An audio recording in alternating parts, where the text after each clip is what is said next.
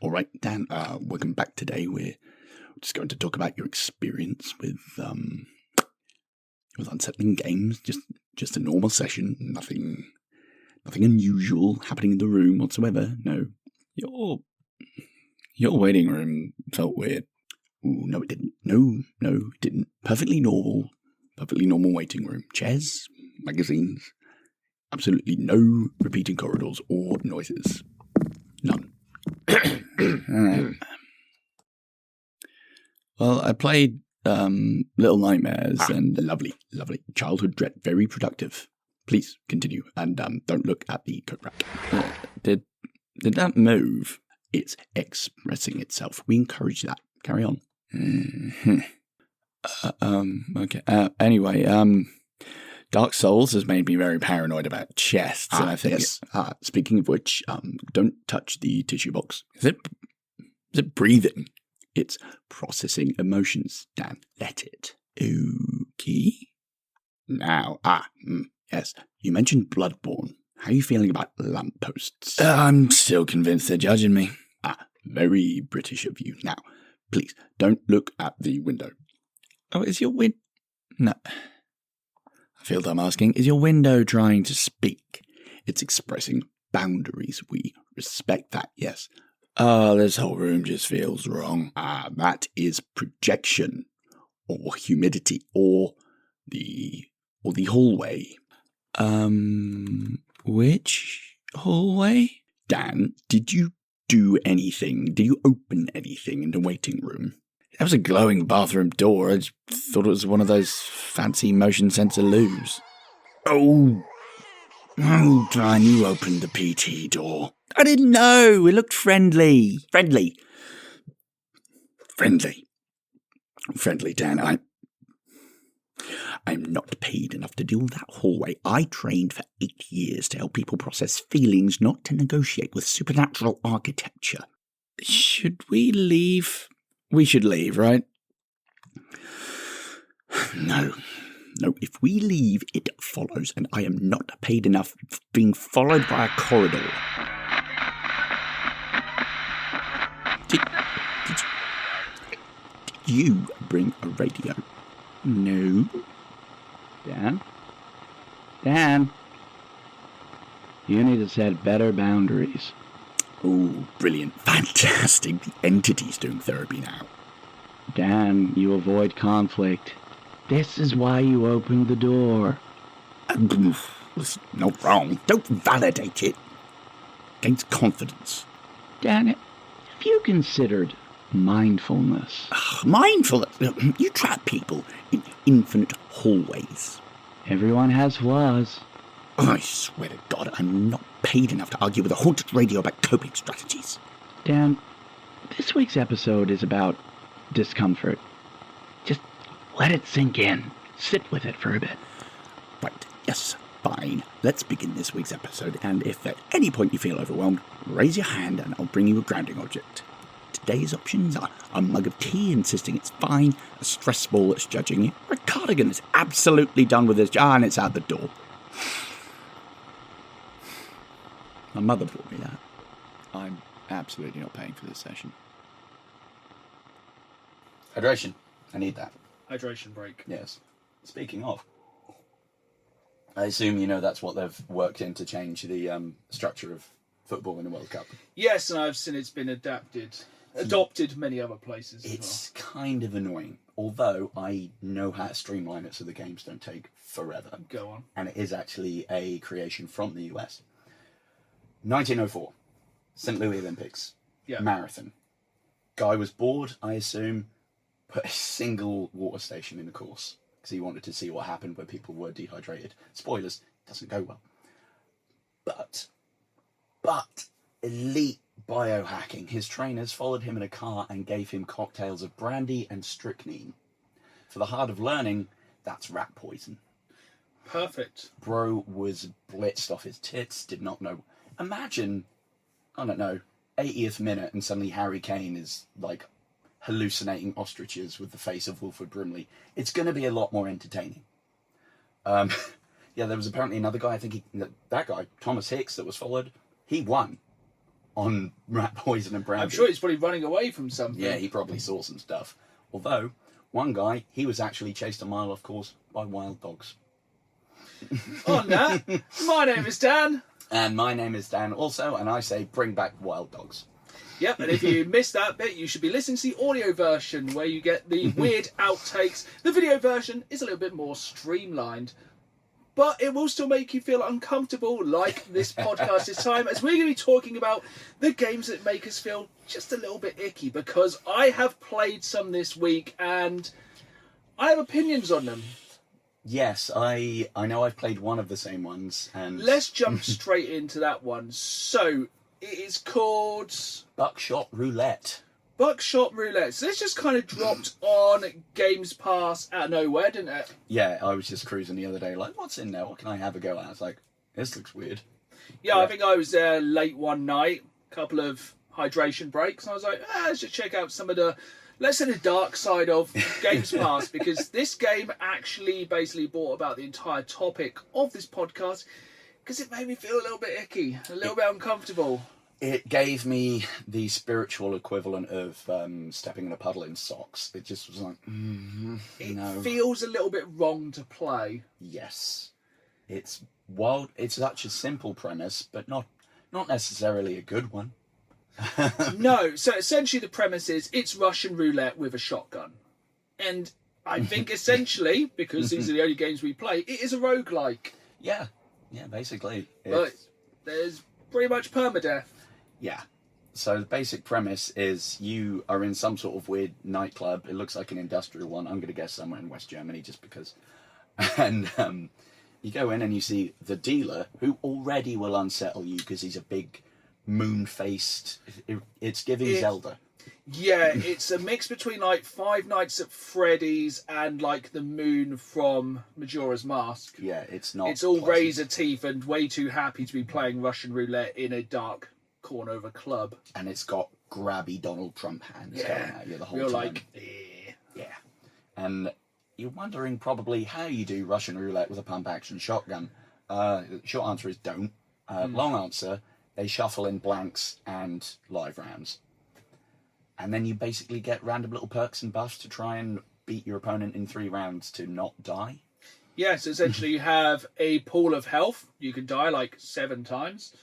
And you can basically you can use one of your buffs, and then essentially you either turn a shotgun on the dealer or you turn a shotgun on yourself. And it being first person, it's literally like that. And it just makes me feel a little bit uncomfortable. It's the pause between the trigger and it going off. Yeah, the little click or the uh-oh. And it's all kind of black and white. Yeah, it's very reduced. It's not quite PS1 level, but it's very blocky and it adds to that. It feels like Newgrounds on the dark web. Yes.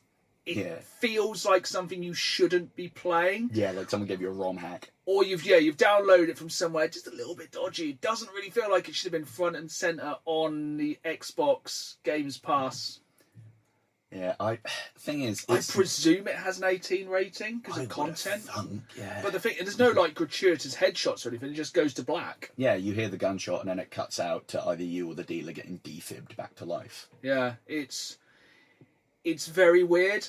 I don't really think I'd recommend it. No. It made me feel a bit icky. Did you get... I don't know if it was a glitch, but I did a second run and then it was just completely whited out and I couldn't see. I didn't get that far. I won. And I was like, there, I've won. I'm out. Yeah.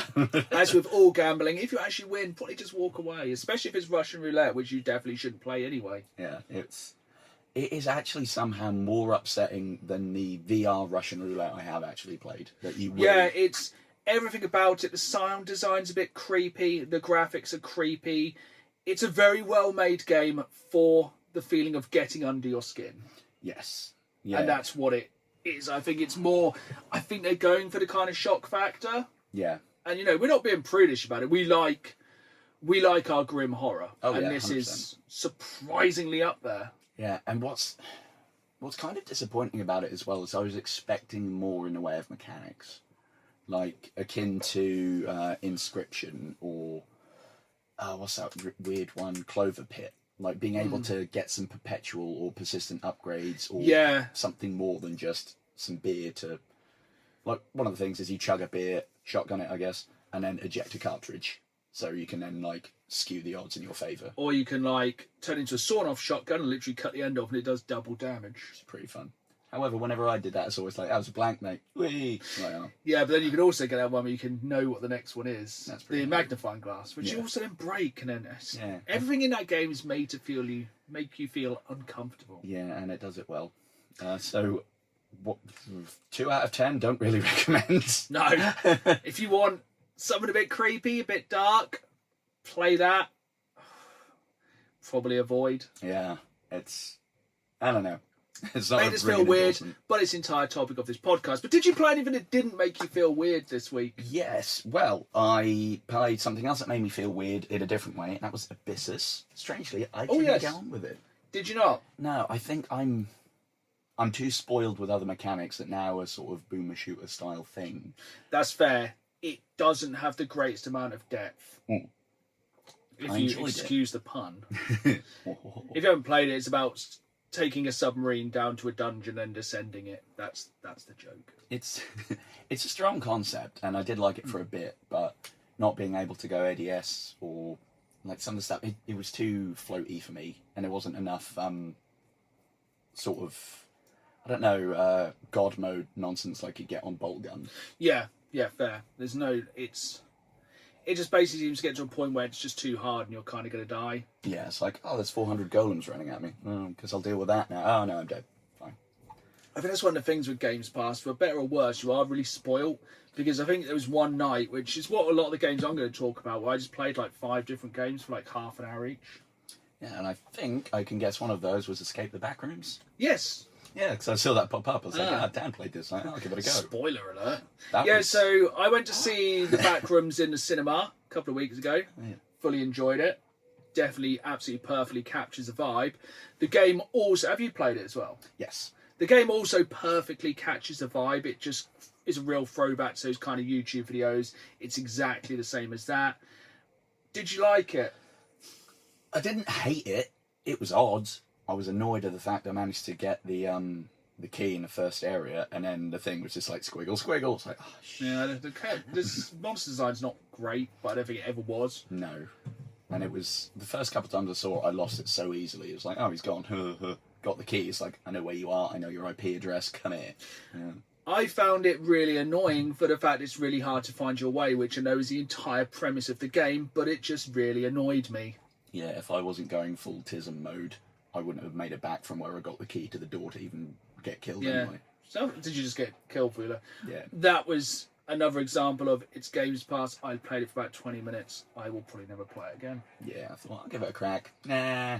Yeah. I saw the door in sight with the key and it's like, no. Okay, goodbye. Cool premise. Didn't really enjoy it. Would rather watch like the found footage kind of background stuff. Mm-hmm. The other new thing I've been playing, I think, would actually be one you'd enjoy, and that is Escape Simulator. Ooh. And I've played many, like, first-person or point-and-click virtual escape room games, and they've all been, for lack of a better term, dog water. But this one actually feels like it's a mini, like, capsule escape room that you just get, like, do a single-person puzzle room thing. It's actually really good. Like, there's a lot to it. It has the standard sort of puzzles you get, but none of them are particularly obtuse. Like, a lot of them are... Games Pass? Yeah. It's pretty fun. It's very, like, stylistic. It looks kind of like, I don't know, a cousin to one of the OG Mii's. Like, your characters are all very blocky. But the puzzles are actually really quite good. I suppose in a game like that, it's all about the puzzles rather than, like, you don't need, like, an incredibly detailed character model or anything like that. Exactly. Yeah, it's fun. I think it'd be like all of the levels are like 10 minutes or so you can just blitz out a load of little puzzles. That does actually sound like something I probably will jump into this week. So I've been looking at some stuff that I can kind of jump in. You know, the classic roguelike, jump in, do a bit, jump back out. Haven't found a roguelike because I didn't really like Abyssus either. Yeah, fair. Anything else for you? No, that's all of my new ones for this week. So I also played 2 fairly big franchises. Oh yeah. I'll start with the first. Maybe you heard of a franchise called Star Wars? Oh, that little one with Captain Kirk and whatnot. Yeah, with the I'm trying to so many people got angry at that. Trying to think of something The one with Babylon 5 in. Let's just go with that. I couldn't think of anything more. So I was playing Star Wars Outlaws finally. Oh, nice. Yeah, how's that? It's a bit Ubislop. I'm enjoying it because it's Star Wars. I'm disliking it because it's Ubisoft. Fair. It does feel like a bit of it's, go do this. Why? It's like, well, because you got to go and do that. It's like, I don't really want to. It's like, yeah, but go and do this outpost. It's like, yeah, but why? And I don't know, I feel like we've kind of been spoiled a lot with... The character's not that powerful, which is the entire point. You're kind of like a smuggler, and you're just trying to get by, but then you're like, I'd kind of prefer this guy as a Jedi or a Mandalorian or something cooler. Yeah, an actual decent hero. But, the character is really cool. The setting's really cool. It's on the Outer Rim, so it's very much like the Hutts. And you basically go between like the big gang cartels, so you can kind of align either with the Pikes, the Hutts, or... Oh no, my Star Wars fan card's going. The other one, which is the one I'll probably go with, so that's the one that's linked to another really big Star Wars character. I should have made more notes. Cool. So can you get like random little tasks or rim Yeah, jobs? so like you're basically... You're trying, but yeah, it's all in the Outer Rim, which is better than the Inner Rim. And yeah, you basically get jobs like you'll have to go and get someone to upgrade your gun. You could either like go to one of the gangs who you're good with, and you basically just walk in and go hi, and they're like, oh hi, how are you? And then you can just take it. But then of course they see you, then lose respect with them, and it's pretty good. Right then. So you kind of like it in spite of itself being... I like it in spite of itself. I like the setting rather than the gameplay, but I think it's only about a 12, 15-hour game. Okay. So I think I will probably kind of mainline it rather than trying to do everything in it. I do quite like the little animal you have with you. That's pretty cool. Fun. I love the companion stuff in those. Like the robot in the Jedi games. I like him. Yeah, I think it's the Crimson Dawn is the other group I'm thinking of in Star Wars. I'm sure somebody will let me know, and I will once again have my Star Wars card revoked. But yeah, I'm kind of feeling like you might get some Boba Fett in it as well, which would be pretty cool. But yeah, it's very much like a lot of faceless stormtroopers. It's cool with the Hutts. They actually talk Huttonese in it, which is something that really bothered me about the Mandalorian and Grogu as a Star Wars fan. So I'll have that card right back now. I need to get you a T-shirt that just says "I'm cool with the Hutts." Yeah, I'm not going to cross the Hutts. I am totally going against the Pikes, those fishy bastards. So I just do not like them. Salmonids. Basically salmonids. And yeah, then I played another game from another franchise you may have heard of. Have you heard of Call of Duty? Call of Juarez. That one. Yeah, the one with the aliens. That's the guy. Not yet, actually. I haven't calling it.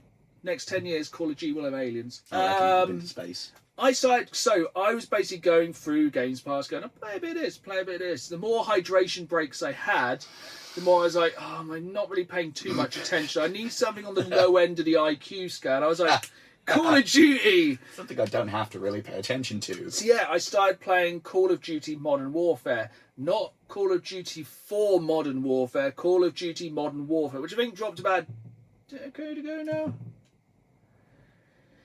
But yeah, so it's the new first of the new franchise of Call of Duty Modern Warfare, and this also made me feel quite uncomfortable. Yeah, got some weird no Russian level kind of... Oh, it just goes straight in with the let's get our incredibly offensive stuff out. Put the kids to bed now. So basically at the start of the game, this is spoilers for a game that's old. I'm only about 3 or 4 levels in. First level, you're basically going to stop some people who are going to sell chemical weapons to the Russians. Sound like someone out of Star Trek there. They try and sell some chemical weapons to the Russians. You go in, you can't kill any Russian soldiers because that will start a war. So you're killing all these other people because that's fine. Then it cuts to London. You're like, oh, this is close to home. What's that vest? Uh-oh. Yeah. So it goes straight down the kind of suicide bombers route of all these people basically running into Piccadilly Circus and detonating themselves in front of women and children. I was like, oh, it's one of those Call of Duties where it's like as offensive as humanely possible. I mean, they did that with Blob 7, but just in a completely different way. Yeah. Jesus. But it's just like that. It's close enough to home. And I think essentially they're trying to stop a war, but Russia has invaded somewhere. and there's a lot of drone warfare. And I'm like, but trying to take a step back from reality, whoop, there goes Sani, it's actually really, it's quite fun. Fair. Like, I suppose those are the ones. They're the CODs I like, when it's realistic, and for better or worse, it feels more like a real world situation rather than Block 7, where you have like, well, what's your favourite part of Block 7? 20-foot high Michael Rooker, probably more than 20 foot, and that's just a torso. Yeah, it's about 100 foot, I reckon. Big Michael Rooker. But yeah, this is more like you're kind of doing like terrorist warfare and like sneaking around bases, and like, yeah, the Russians are very bad in this. And like they've occupied some Middle Eastern country and they're like shooting us. It's very Call of Duty, but I think sometimes, as I've said many times before, it's like a good Michael Bay film. You switch off your brain and just go along with it. Yeah, 100%. I kind of on that point is why I'm a bit like, I don't know about Modern Warfare 4. Because again, that's not poke Korea by making a game like this.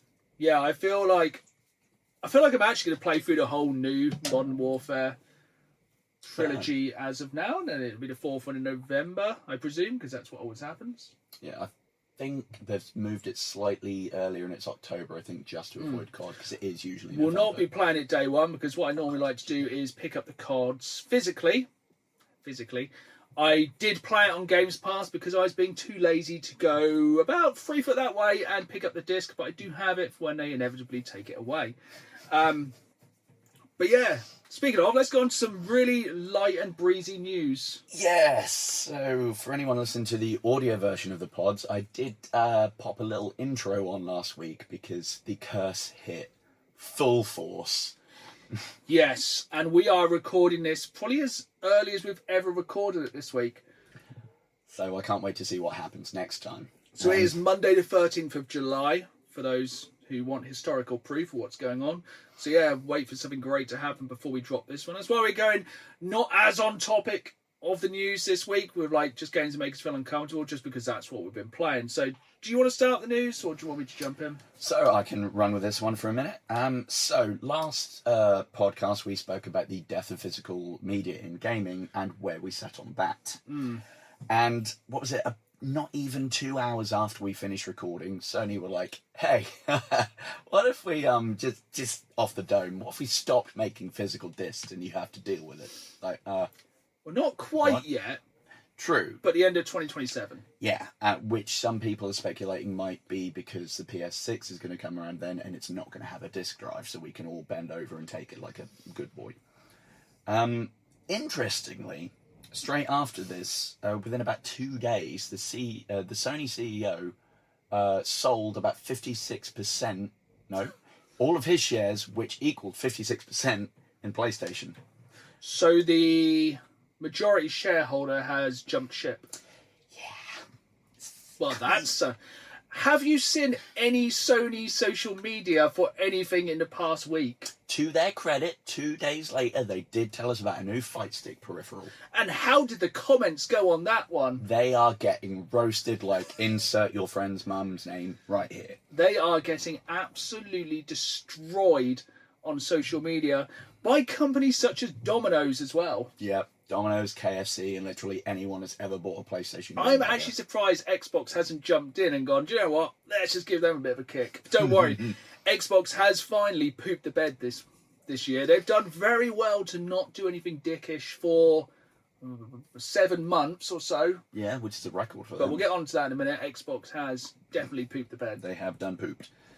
But yeah, I'm not saying that the CEO is doing some insider trading, but if it walks like a duck and quacks like a duck, it probably doesn't run a disc either.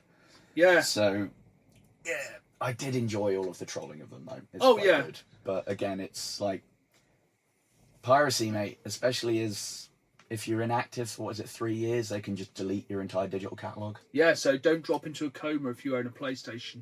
It's mental. Continuing on that news, so the day the last podcast dropped, they also dropped the remasters of Blops 1 and 2 on PlayStation. Have they removed the feature yet? What do you mean by the feature? So for the last umpteen games, we've not been able to make our own player card icon. This is not where the news was going. Oh. But yes, that's still in there, and yes, it took less than 3 hours before somebody made something incredibly offensive. Yeah, they stuck their neck out, to be fair. It's about as deep as we'll go on that one. I think you can connect the dots. But no, that's not actually what I was going to say about the dropping of Black Ops 1 and 2. Oh, do tell. So, a lot of people, as soon as they made the announcement, were like, right, I'm not going to buy any digital PlayStation games, myself included. I was like, do you know what? F them. Yeah. I very nearly swore then. I may do it. soon. So yeah, a lot of people were like, nope, not buying any PlayStation digital games. Black Ops comes out. A lot of people went, you know what? My morals aren't that strong. A lot of people already downloaded it. But seriously, if you are downloading it, I kind of feel like you need your head checked. Yeah. So each base game is 20 quid. 20 quid for the digital version of Black Ops 1, 20 quid for the digital version. The DLC is paid on top. There's no physical version coming out. But the thing is, we've had a physical version for like 20 damn years. Mm-hmm. It's not a different game. It's basically the same game. Yeah, it's not like polished or anything, is it? It's just the same game. You just play it on your PlayStation. If you really want to play Black Ops Online that much, just play 7. Yeah. It's not that And if you different. want to do that, again, check your head. Jesus. Yeah, it's like, it's not even like... Yeah, so I think the games are like 20, 30 quid. So basically, by the time you have the DLC, they work out about 70 quid each, which is absolutely insane. And they're not going to do like a physical version of it. Of course they're not. And it's like... It's just straight away, it's like... They are literally bending you over the barrel to buy a digital version of a game, which you can go and buy for a quid, basically. Yeah. Yes, you can play it on the PS5, but like, go and get an Xbox 360 copy and play it on your Xbox Series X. It's going to run the same, so you may as well. Another reason why backwards compatibility is so much more important. Yes, PS5 does play PS4, but if you just play PS3... But yeah, that's a whole... different ball game of that one. But yeah, sticking with it, some good news. Yes. Because I was like, do you know what? There's not that many games coming out on PlayStation that I can see there's an end to me being on PlayStation because I want my physical disc, so I own the damn game. But good news, in a sea of absolute turds, they have announced there is going to be a physical disc version of God of War Luffy, whatever it's called. Which means the new God of War will be dropping before the end of 2027. It's pretty good. Which I kind of believe could be the last big PlayStation release that I give a damn about. Yeah, like, especially when people are saying about the Helix, if they're still going to call it that, and the PS6 maybe tipping past 1,000 as well. I'm like... again, I nearly went there. Just eat a bag of the proverbials, mate. I ain't paying that in the bin. Yeah, like the Steam Deck's looking more and more. Everyone's like, the Steam Deck's like $1,000. It's like the PS6 will probably also be $1,000. Yeah, and like, yeah, it'd still have the thing if you just turn it on and it works, presumably. But you can't turn it on and put a disc on. I suppose you can't in PCs. No, we're kind of hoisted by our own petard there. My petard. But don't touch it. Yeah, anything else on PlayStation before we start ragging on Xbox? No other PlayStation stuff. I can imagine they're probably just going to go live in a bit and hit their dick with a hammer for a bit. Yeah. So, Xbox, not to be outdone, haven't yet. I am pretty much guaranteeing by the time this drops on Friday, Xbox will announce either that the new Xbox will not have a disc drive, or they will do the same thing and say it will, to absolutely steal all Sony's customers. But I kind of believe that they probably had a little backroom chat and went, look, we're not going to do a disc drive. Stand with us. Don't do a disc drive. Let's just screw everyone. They're like, ho, ho, ho. Like that bit in Austin Powers, they'll just go, mwah, mwah, like that. That's how I imagine, like, Bill Gates and, I don't know, Steve Sony just hanging out and doing. But yeah, because Xbox are shy a few bucks, they have underwent a massive restructuring, announcing up to 3,200 job cuts. I don't know, I might have this wrong, but they have 1,600 now. 1,600 in the next 12 months. Oh, that's all right. That's fine, isn't it? Spread it Well, out. there's a lot of jobs going in the gaming industry, so I'm sure they'll be fine. It's all gravy. Everyone will probably just be a security guard for a mass AI data center soon. But before we go to Terminator 2, so yeah, 5 studios were diversified rather than outright closed. So Double Fine Productions and Compulsion Games returned to independence. We've passed Independence Day, haven't we? Oh, yeah. Yeah. I think that's probably for the best. Probably. Ninja Theory and Undead Labs have been sold to new owners. Which, I mean, is at least good because they've probably got a game that's like 90% done. Yeah, I presume there'll probably be another Ninja Gaiden or something ready to go. And Arcane Leon is undergoing labour consultation in France because there is some big kind of controversy around this with a lot of people going to their unions. Yeah. I know they've got a lot sort of more rigid labour laws over there, so that's good. Although it's like, we're finally going to get the Blade game, and then like a month later it's like, oh no, and then trips over their own sword. But the kind of major impacted teams, because there was several real reductions, is ID Software, who made another little known game you may have heard of called Doom. Yeah, and they've got some DLC on the way, and apparently another game. Yeah, that new Doom DLC looks really good. They lost 136 employees. Damn. But I think a lot of them are talking about going independent. Fair. Which, to be fair, might be a good idea. ZeniMax Online Studios, people who make the Elder Scrolls Online, has significantly downsized. Yeah. Kind of not surprised by that one. I'm more surprised the Elder Scrolls Online still existed. Yeah, it's a shock. And somehow, Bethesda are having small staff reductions because they haven't got a lot to do. No one's really waiting for the new Elder Scrolls or Fallout or anything. I like one of the things I sort of said, oh yeah, this is going to delay the next Elder Scrolls. I was like, this has been delayed anyway. It's been like north of a decade. The thing is with Bethesda, I think if they released a game, it would be good. Mm. And yeah, Ubisoft also jumped on and went, you know what, we're going to restructure our Barcelona studio and begin layoffs because now they've released Assassin's Creed Black Flag Resync. They don't really need people. Yeah. Because that's how that works. That's great, isn't it? Yeah, it's unhinged. And apparently Asher Sharma's like, yeah, we need to look at some of the IPs that are, people want more of and actually release them, which is good. But now you've gotten rid of all the staff, how are you going to make it? Is it going to turn out like absolute slop? This is the kind of problem. So Xbox went down this route of buying every single studio moving for an insane amount of money, then put Games Pass up, and then none of the studios seemed to make any games, and then they let all their exclusives go. Because if you think, you could have had like, I'll start reading off some games that could have been Xbox exclusives. You'd have had Wolfenstein, Doom, Call of Duty, Fallout, Elder Scrolls, Halo, Gears of War, Microsoft Flight Simulator, Forza Motorsport, and Forza Horizon. And I can probably think of more. They could have all been exclusive to a console. If you had them all exclusive to a console with a disc drive, with the now affordable Games Pass. I suppose some of the only good news out of this particular thing is apparently Obsidian finally, after 17 years, I think, of being given the helm of a new Fallout game. They will be working with Bethesda Game Studio, but Obsidian and I think the guy who is in charge, or at least pretty prominent in making New Vegas, is going to be there when this will come out. Absolutely insane they didn't try and release something Fallout based other than Fallout 76, so I don't count it. At the same time as a series, once again, shooting fish in a barrel and shooting themselves in the foot. What in the Fallout were they doing? And I think Nintendo didn't do anything this past 2 weeks. They just diddled around and because the hottest game of the year is coming soon.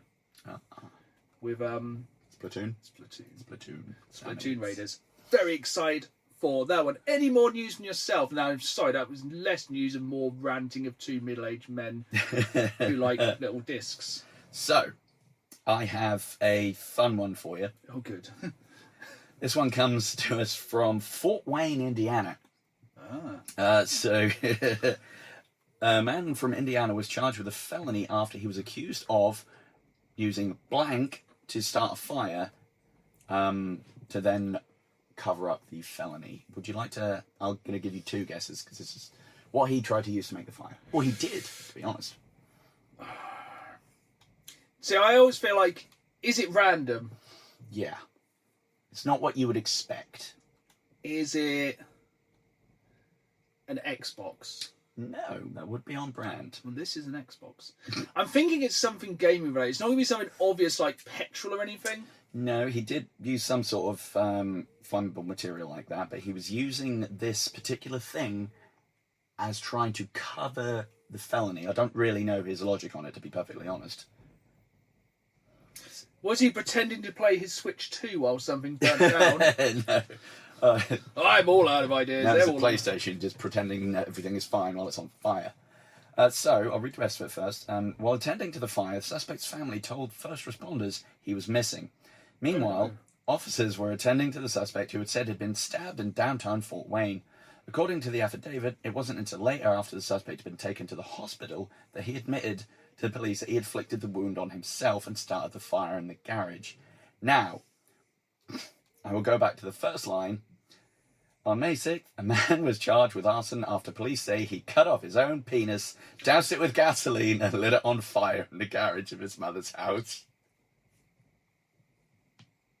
Weenie roast! So much to unpack with that one. I'm surprised you could cut it off and not just collapse. Yeah, just pain. It can't be that flammable. I mean, he would have been better off if he drank the gasoline and then made a makeshift flamethrower. Yeah, a howitzer, a howpisser. That will probably be a new weapon in Fallout.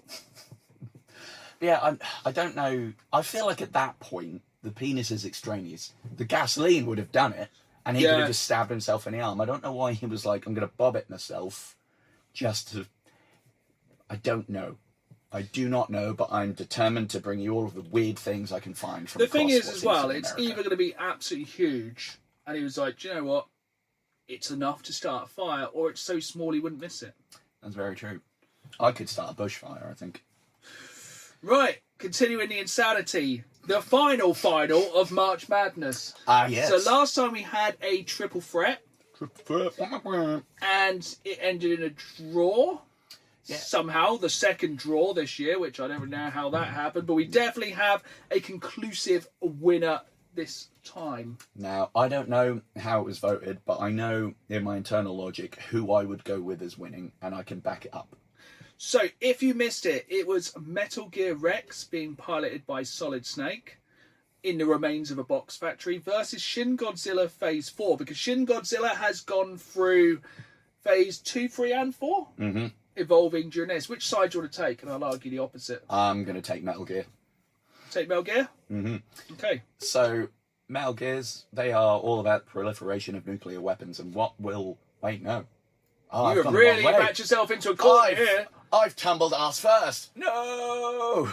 Yeah, so how are you going to use that nuclear weapon on a creature that was created by nuclear radiation? I was really hoping you were going to go the other way with this one. That's where I meant to go. I don't know. I've got brain worms today. I meant to go with Godzilla because of my own logic that the nuke would just power it up. But I apparently have a main brain like buttered marble. Yes, because the thing is, Godzilla has fought many things that are very similar. And, you look at something like Pacific Rim, that's quite a strong robot. But I feel like Metal Gear Rex, scaled to Godzilla, is also not that big. Mm-hmm. Shin Godzilla Phase 2 and 3 isn't that big. Metal Gear is not, towering above skyscrapers. It's only about 4 stories high. Yeah, the fact that, people take them on with rocket launches on foot on the reg. Yeah. They basically walk through rivers now. Godzilla basically walks through the ocean, which is slightly bigger than a river. Marginally, at least 3 times the size. But yeah, so which way do you think it went with the public vote? Gotta be Godzilla. Yeah, it was 82% Godzilla. No. Which does make absolute sense. Godzilla has literally destroyed I know this isn't canon for you Godzilla fans. Godzilla, because I don't think Shin Godzilla has ever fought Mecha Godzilla. I don't think so. But I think you can probably say a Godzilla could defeat something smaller than it, which is mechanical. Yeah. Considering, in a lot of the films, like they're destroying like battleships and stuff like that. I think it can destroy a small Metal Gear. Yeah, if you've got a walking tank. Which means the second year of March Madness on the Dan Games Man podcast, we have somebody else who joined the winner's podium. Last year was Ash Ketchum. Oh, yeah. And this year was Shin Godzilla Phase 4, which I think is its final form. Yeah, can you imagine a face-off and Ash just pokeballing him right in the tits? We cannot have that again. But yeah, we will probably have an All-Stars Battle Royale in the future. But yeah, we'll have to wait till next March. Now it'll take about a third of the year. But we are going to be starting a new feature on the next episode of the podcast, which will be Dan versus Dan, where we will be pitting our choices of games against each other. Yeah, should be a good one. And I think kind of carrying on the theme of... I'm going to give you like 2 weeks to think about this one. Cool. Carrying on the theme of what we've been talking about is we will each pick our favourite Call of Duty. Okay. And pitch them. We'll both do a pitch, and then the community will vote which one they think is the best. I like it. Sounds good. And then we'll go for a best out of 69 and see who wins. But speaking of uncomfortable, let's talk about the games that made us feel the most uncomfortable. I'll let you go first, because I know you have really plumbed the depths with some of these games you've played. So this one, I'm going to hopefully not mess the title up. It's Aooni or Aooni, I don't know.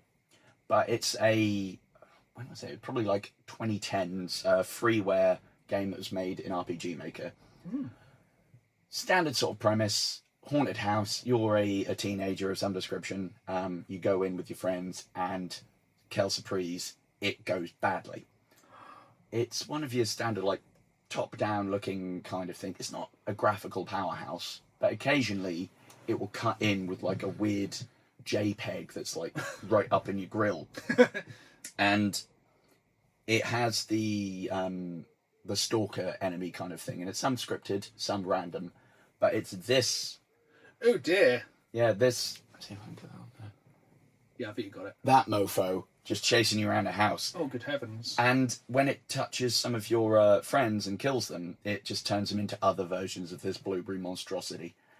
And it's just very jarring. It'd just be like, puzzles, do-do-do-do-do, cutesy graphics, do-do-do. And then suddenly this guy comes Kool-Aiding through a wall, chases you, and is trying to get you with his fondle fingers.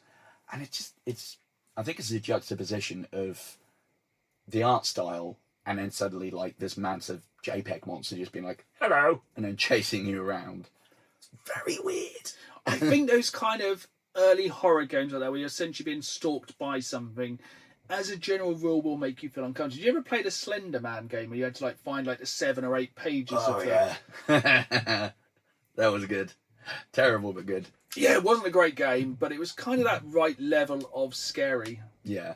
Where it was kind of more jump scares. It's like, it made you feel uncomfortable because you know it's coming. We're talking about the games that really like get under your skin, like really disturbing. Like that thing's just creepy for the sake of it. Yeah, and it's not even like, it's not teethy or, violent. It's just, I don't know, just this unrelenting monster of purple gunge. I don't like him. I don't like him, but it's a strong game.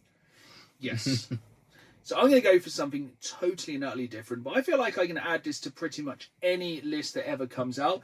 This is a game you can only buy physically now, and I implore you to find a copy of this game. I don't know if you've played this, and it's Spec Ops The Line. Yes. Oh, yeah, that's a good shout. So, you start playing and you think, do you know what? This is a normal Call of Duty-esque. We've gone to somewhere in Saudi Arabia. We're going in to stop some terrorists. It's going to be just a standard blah, blah, blah, bang, bang, bang. Ooh, America. Yeah. But it takes a very dark, kind of disturbing turn halfway through. So essentially, you get this is spoilers for a game which is quite old.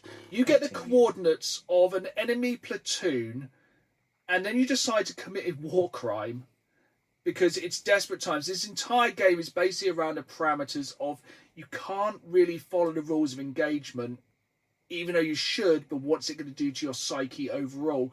Because essentially you find out the location of a platoon of soldiers and you launch a phosphorus strike on them, white phosphorus. Which I'm fairly certain is against the Geneva Which Convention. is, it's an illegal weapon to use because it's the most horrific one of the most horrific weapons of many weapons of war. Essentially, it's a sticky, flammable substance which sticks to people and then burns at like 500 degrees. And you think, okay, yeah, it's war. You can fire that on a platoon of enemy soldiers, which you can't because it is against the Geneva Convention, same as like mustard gas, stuff like that. But in the game, you get the incorrect intel and drop it on a load of civilians. Womp womp. A load of women and children who are trying to hide and escape. And then you have to walk through their charred remains from where you've dropped this phosphorus. It is such a change of pace from like the kind of cover shooting, fighting. You don't face the consequences of your actions. And then basically you have to walk through essentially a graveyard of all the people you have incorrectly war crimed. Yeah, just carbonized people that were there 20 minutes prior. Like kind of imagine like Pompeii, like the day after. It just makes you feel weird and you feel bad for doing it, and you kind of have to do it as part of the story. There's no like kind of choice in it, and it just makes you feel a bit wrong afterwards. And am I right in remembering it comes out later that a lot of the stuff on the radio, your character, you've just gone batshit insane? Yeah, he's just absolutely lost it. It's basically also, it goes on about like, what's the word? When you go a bit mad from being at war. Oh yeah, PTSD, shell shock. It's basically Butcher and Kessler. Yeah. Spoilers. It's pretty horrific, but it's a great game. It really is. Yeah, like you say, it looks like it should just be another generic oorah jingoistic walk in the sand, but turning it around like that is a bit like, it's great. Good heavens. Great game. Fantastic game. Most of these games we're going to talk about are great games. They just make you feel uncomfortable, but feelings are there. Now this one we have covered before, and I would imagine it's probably on your list, and that is Doki Doki Literature Club. No, I knew you were going to mention this one, and I decided to leave it. If you wanted to pause or skip forward, should we say 2 minutes? Yeah. This one gets quite dark pretty quick. Yes. In 3, 2, 1. Suicide. Yeah. Badass. Lots and lots of suicide in this game. It's one of these games where you cannot win. It's a romance novel kind of game-ish, and in partway through it takes a turn. We thought it would be, it was one of the first games we played in the podcast for our short games. We were like, it's just a light-hearted game you can play in about 2 hours. No, it's one of the darkest games we've ever played. It includes like bullying, suicide, the occult. Yeah, there's some weird demonic stuff in there, if I remember. And it also messes with you by kind of breaking the fourth wall. As at some point to continue, you have to go in and like delete the character files of someone. Which I think then actually kills. Deletes them from in-game. Yeah, they're like, where are they gone? Where? It's very strange. It's one of those ones, again, if you've got a strong disposition against that kind of thing, definitely would not recommend it. No. I actually only got up to a certain point because I found it really uncomfortable to carry on. It was a bit much. I powered through just because I'm already behind on how many games I complete versus you. Yeah. And for science. Yes, for science. But yeah, That's definitely probably incredibly dark. And we can cut back in for all of those that skipped. And we're back. They lubed it up completely. Have you played a game called This War of Mine? I haven't actually, no. So, it's kind of like... It's set in World War One, and essentially you're a French soldier who's trying to survive. Again, it looks like one of those side-scrolling kind of... It's a bit like Metal Slug, but a bit more, like, grounded. Okay. But again, it's very, very dark, and there's a dog. Nope, I'm out. So, have you seen a website before? Like, does the dog die? Yeah. Which is a very important website. It's like... Yeah, it's like a lot of games. I can see tens of thousands of people get mowed down in no Russian. Yep. There will be no reaction. As soon as a dog gets remotely threatened, yes, which I will come back to later on. There's a lot of that in this list, unfortunately. Yeah. But yeah, again, very good game. It's very much the horrors of war. Yeah. Would very much recommend it as well. It's a very good game. It kind of goes through some of the history of World War One. It's quite a fun game. There's a lot of like dodging artillery and grenades and that's fun. Stabbing people with bayonets. Sweet. It's one of those games that looks like it should be fairly light and happy. Okay. Really isn't, and it's actually a good game by Ubisoft. Oh. Which is more disturbing than anything else. Yeah, so I assume we have to clear a map and collect pages? No, it's from when Ubisoft made other things other than Assassin's Creed. Put a sticker over it, something else. So this next one's a bit of a cheat for me because I've not played it, but I have watched a playthrough of it, and that's Horses. Ooh. Horses! I have also not played this game, but I have watched a playthrough of it, because I think I watched a playthrough of it and then said, you need to check this out. It's been banned multiple times. It occasionally pops back up and it just gets gotten rid of. Didn't it get dropped on Steam? Yes. Yes, it did. Let's be very careful with this one. Yeah, it's hard to speak around this one, isn't it? So there's a farm. There are people. There are no horses. The people are horses. Various things happen to these people. There's at least a racing mini game. That's fun. Yeah, it's fun, but it's not. Well, no, yes. No, it's again, I feel like a lot of people are going to think this game is just offensive for the sake of it. But I definitely think there's deeper meaning to the game. 100%. It's basically a lot about torture, race, slavery. It's incredible. Again, I feel like they've kind of toned the graphics down on this one intentionally. Probably, yeah, because if it was an Unreal 5, that would If it just was an be... Unreal 5, I feel like it would proper Clockwork Orange you. Yeah, you'd be gone. You'd be desensitized to some of the worst stuff. It's basically the worst of humanity in a game. Yeah, it's pretty bad. It's like the US Senate. It's terrible. It's awful. But if you are looking for something, if you are looking for like that extreme form of video game, I would check it out, but it comes with a massive warning, that one. Yeah, it's not Pippa Funnel's horse racing. No, there's no funny part of that game. No. Like, if you're thinking you're going to get Postal, you're wrong. It's a Postal, very different game. Postal's funny because it's hyper offensive. This is just dark. Yeah. Speaking of, I think a game that not a lot of people kind of talk about anymore, but I remember when it first came out, and I actually went back and played it recently, and it's still incredibly uncomfortable to play, and that's Manhunt. Oh, yeah. I feel like we kind of all just forgot that Rockstar essentially made a snuff film simulator. Yeah, it's a tricky one to get around that, isn't it? Yeah, because essentially you score points by how horrifically you can murder people. Yeah. This is a game by Rockstar, the biggest games developer in the world, dropped not one, but 2 games about making snuff movies. And it's one thing to have, building your criminal empire. Yeah, you still murder people. Yeah, you torture people with car batteries. But it's not framed around trying to just do glory kills. For example, like you get a piece of broken glass, you stab somebody once. That's a level 1 kill. Stab them multiple times, level 3, you hold their head up and slit their throat, that's like a win. And they're some of the nicer kills. Yeah, that's the relaxed ones. You start getting to the plastic bag territory, but I think people kind of forget that was literally a mainstream released murder simulator. Yeah. This wasn't like a weird indie thing in the background. This was, and a major release. When people are going, oh, violence in video games. Yes, that was violence in video games, but it was a game which was targeted towards an adult audience. I know they had to cut a lot of content from Manhunt 2, which was nowhere near as good, because they cut that content to even get it into the world. Yeah. I wonder what the worst thing is you can get in one of them games.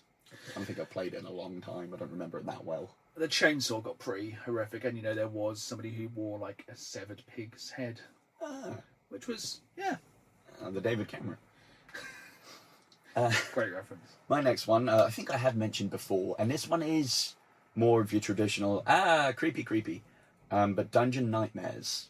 Ooh, I like the idea and the name. Yeah, it's such a perfect storm. Like, janky graphics, it is a roguelike, kind of. There's no persistent upgrades, but it is randomized, procedural, generated You go around a dungeon. You have to collect various MacGuffins. This just sounds pleasant so far. It's very relaxing. I've also played it in VR, which is one of the worst decisions I've ever made. The thing that you're running from, like this dishevelled... Imagine, like, I don't know, the ugly friend of... What's her name? Is it Samara from The Ring? Something like that? Yeah, her ugly friend. Imagine that. Suddenly appears, running at you, and it's screaming, but also, like, they've used the effect of... It sounds like a rusty hinge being opened and closed. So not only is it visually distressing, it suddenly cuts in from nowhere with the most unhinged noise it could make. Perfect. And you're already at a heightened level because there's, like, steam vents suddenly in your face. You get, like, quantum locked skeletons which do the weeping angel things of just suddenly appearing behind you, and then, like... It sounds very SCP-esque as well. It is, and it's kind of low-rent jump scare horror, but also it does such a good job at making an environment that is just so violently unpleasant. And it just gives you busy work to do that essentially doesn't do it. It's like, go get this gold. Can I use it on anything? No, but go get it. Like, fine. It really reminds me of a game I was going to like talk about this time, but I've totally... Is it... What's the one where you slowly lose your sanity if you see things? Amnesia. Amnesia. I'm sorry if you were going to use that in a little while. No, it wasn't, but that was a good one. Very good one. Very similar kind of thing. You're going for a dungeon, but you start seeing things that are increasingly messed up, and you will essentially go insane if you see too much of them. You genuinely have an insanity meter. Very similar kind of thing, I'm guessing. Yeah, and I don't know, it's stuck with me. I played this years ago on PC, and then I picked it up again on VR because I'm an idiot, and then I was like, oh, no. Yeah, I wasn't going to go for the low-hanging fruit on this podcast and just say Resident Evil 7 in VR, but... Welcome to the family. Oh, that's some messed up stuff. I think I started streaming that one time. I was like, I didn't get past one session. Nah, that's horrible. I remember stitching my brother up by just sticking him in VR and saying, look at this. That'll make you a man. I think he was a man by that point. Going back to some good old-fashioned horror. I think this is my last just real pure horror one. And this is why, kids, we like to have physical media, because you can't play this one. But I bet I know. Feel free to watch a playthrough on YouTube. What is it? Is it PT? It is PT. Tis on my list as well, because what a banger. Whoo! That was harsh. Yeah. So, PT was a demo, for those who don't know, for those who've been living under a rock for the past 15 years or so, was a demo which dropped on PlayStation 4 for an unnamed Silent Hill game which was coming out starring Norman Reedus for some reason, which I presume is a prequel to Death Stranding. Kind of, because both made by Kojima as well, right? Definitely isn't, but let's pretend. Essentially, it's just like a backwards C-shaped corridor, which you keep going round, and every time a little something changes or something happens. Or a lottle. And it was just a demo, and people have been, because it's now been delisted, people have been selling PlayStations with this demo on for hundreds of pounds. I'm sure there's still ways to kind of legally download it. But yeah, it's really creepy. It's like some runs, nothing will happen, and like maybe there'll be a radio playing something a bit creepy and background storytelling, or just a door will slam. Yeah, I don't like that. You're like, then it becomes like this bit where it's like infinite hallway where it's red, and it's like, oh, what's that? It's just a leaking fridge hanging from the roof. What is this? And then there's the girl. Yeah, so that's a very much kind of Ring horror-esque thing, which when a lot of people have debugged the demo is even creepier because she's actually always there the entire demo. And essentially you come face to face with the end of the demo, don't you? It just basically appears and then you poop yourself and go about your day. And he goes, Norman Reedus. And you're like, that was fun. Did you ever play the other Silent Hill demo they released recently, A Short Message? I tried, and I didn't really vibe with that one. No, so interestingly, that's actually being released at the moment through Limited Run Games. Oh, okay. And I feel I have to stick to my guns here and buy a physical copy of it, because once again, it was a digital-only demo, and I feel like I'm going to buy it, because as a horror fan, a Silent Hill fan, and kind of like... Silent Phil. As somebody who collects like physical media, I feel like I need to support it, even though it's a free demo, it's just going to cost £70, but... Game collecting. I remember that was when I still did my stupid Let's Play channel, and Jesus, that one got me. I did cheat a little bit because I found out there was an insta-kill section, but I think it like warns you on the phone or radio, and it's like, turn around, and I'm like, no, I won't do that. And if you did, you just died and had to start again. So I was like, Yeah. I'm not going to do that. That is my last kind of horror one. Did I steal your last one on your list? Thankfully, I have one more that I don't really know. Kind of an FPS. You don't get much ammo in it. There's no storytelling whatsoever apart from background stuff, and that's Scorn. I was going to say, is it Call of Duty?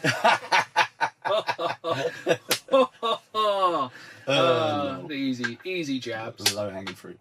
But yeah, Scorn. It's imagine if H.R. Geiger and just an out-of-date lasagna had a child. It's just.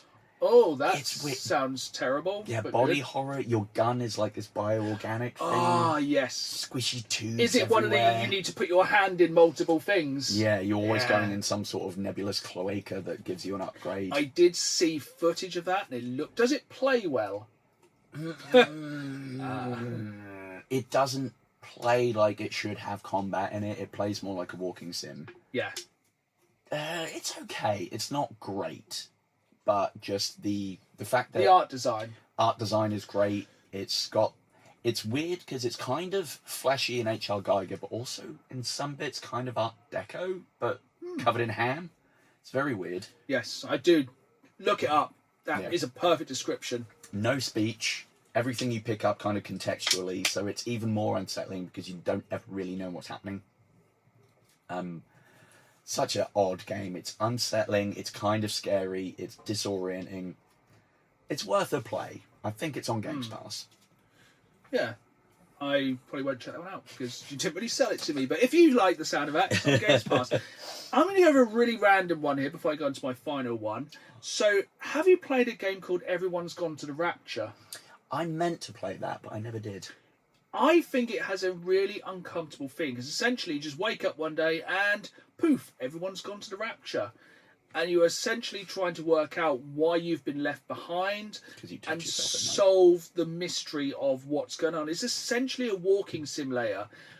But I think it's the feeling consistently that something's going to happen and it doesn't for a very long while. Interesting. Is there a bit of a twist? Oh, of course, there's more twists than a hula hoop. Which would be one. There's more twists than a really twisty roller coaster. Excellent. Yeah, I would definitely recommend it. It has been sort of on my list for a long time. But I think when it came out, it was kind of review bombed as just like standard walking sim. I think it got dropped in the time when like walking sims were the big thing, and it's like, oh, we can make these easy enough, and then people did. I played it, I enjoyed it, it stuck with me, it makes you feel uncomfortable. It's weird walking around empty places because it's just that always feel of dread rather than it actually happening, which brings me on to the final game I want to talk about, because this one I feel is just uncomfortable on. We're going to trigger things again now, so trigger warning for about 3 or 4 minutes this time, or 6 or 7. Yeah, 6-7 minutes. Have you played Sea of Solitude? No, I don't think I have. I found it incredibly difficult. It's essentially a game about mental health. It does not mask it in any way, shape or form. Essentially, you are drowning in an ocean and having to kind of face your monsters. Okay. Stuff like that. It's very dark. It kind of goes on about, again, like mental health, abuse, like parents going through divorce, spouse abuse. It's just call that one. It's heavy. Yeah. I actually didn't manage to get through it because at the time I was going through some stuff. Yeah. It's a very difficult game. It's a very, very intelligent game, but it is incredibly uncomfortable to play. Yeah. And I guess on top of that, like even if that doesn't somehow get you, throw in some, thalassophobia of just the deep. Yeah, and the constant being chased by something, an all-consuming darkness. Yep. It hit a little bit close to home, that one, and I haven't actually finished it for that reason. I'm hoping one day I can kind of get the strength to go through it. As bad as that sounds, that one is definitely, I think you need to have all your ducks in a row to jump into. Fair. I think it was one I thought about doing for our short game in a month back then, but I decided it basically was a bit too dark. That's fair. I'm sure a lot of people could kind of just kind of play it and not really think too much of it, but yeah, it just got me on every single level. Yeah. That sounds very heavy. Yeah, that was heavier than my deadlift PB, which is very heavy. Comment down below if you can guess what it is. Right, we have one last port of call this time, and that is a question from one of our viewers. We just have one. We're going to try and end on a bit of a happier note, and that's from Wolf Boss H, who asks, what's your most anticipated game of the year, apart from the new GTA? Because we're all looking forward to it, but we want it on a disc. So, yeah. Of the year? So if I went a bit further, I know what it'd be, but that's next year. Yeah, let's save that for a future pod. Oh, yeah. I think you know which one. I don't know. Have you got one in mind? Yeah, I got one, so I'll give you a minute to think about it. And this is one which has really kind of come out. Normally when they release footage of a game, I'm like, I've lost a bit of interest. Now, I'm like, I'm more intrigued. And this is, I'm going for one of the more one of the more kind of random ones, you know. It's a big franchise. You may have heard of it. It's a Star Wars game. What's it called? Galactic Racer? Star Wars Galactic Racer, because I didn't realise until like a lot of websites have been doing like advanced previews, it's a roguelike.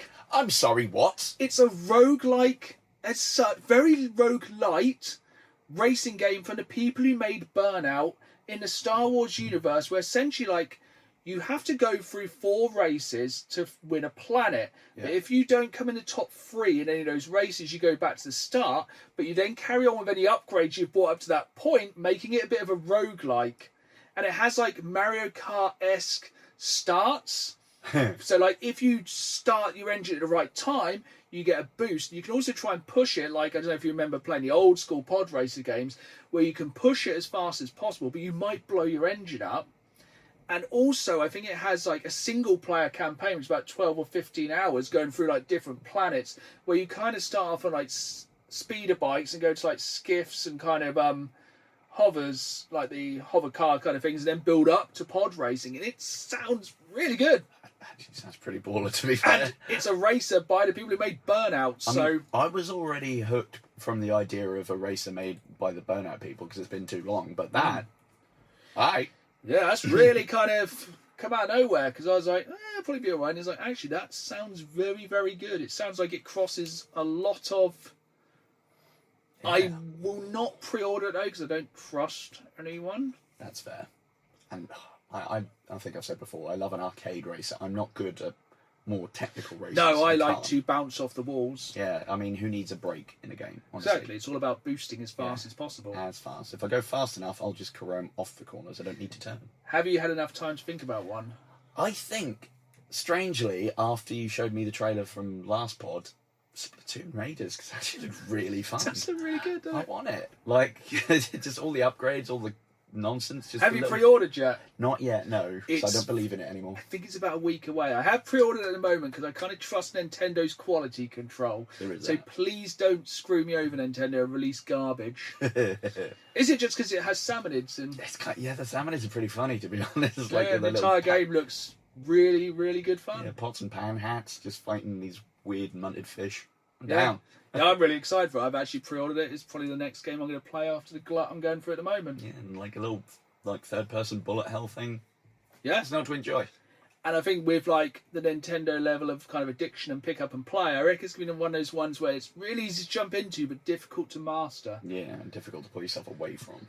Yeah. So I think like as well, because you can just basically walk around playing it on a Switch 2 consistently, it should be... I think it's going to be like this quarter's big Switch game. Which I thought would have been Star Fox, which I have heard is very good, but is also pretty short, but I will be definitely getting at some point. But I think I'd like to wait for a little bit of a price drop. I think that's fair. But yeah, that was a real roller coaster. Yeah, which did have many twists. Yeah, more twists than a hula hoop.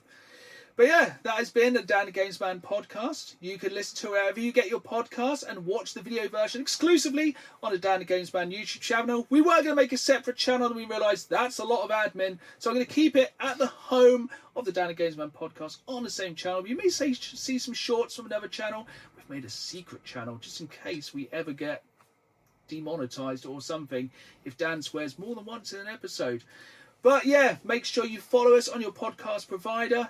Follow me on YouTube for new videos every Saturday night at 5, as well as bonus content throughout the week and a video version of the podcast where you can see which t-shirt Dan has on this time, because just take a pose to finish the podcast. That's the reason to watch the video version. But for now, it's goodbye from me. And it's goodbye from me. And as always, keep playing the game. See you soon.